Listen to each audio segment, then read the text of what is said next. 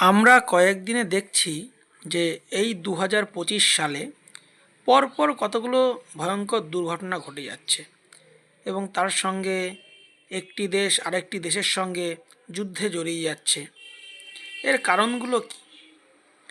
জ্যোতিষশাস্ত্র অনুযায়ী এই বছরটি মঙ্গলের বছর এবং মঙ্গল এমন একটি গ্রহ যার উত্তাপ খুব বেশি। মঙ্গল অশুভ হলে যুদ্ধবিগ্রহ, খুন, হানাহানি, রক্তপাত, অগ্নিপাত এসব বিষয়গুলো ঘটে থাকে এবং তার সঙ্গে যুক্ত হয়েছে মঙ্গল এবং রাহু। রাহু এবং মঙ্গল একসঙ্গে যুক্ত হলে সাধারণত আকাশপথে দুর্ঘটনা এইসব জিনিসগুলো ঘটে। মঙ্গল এবং রাহু যুক্ত হওয়ার কারণেই এই ঘটনাগুলো ঘটছে।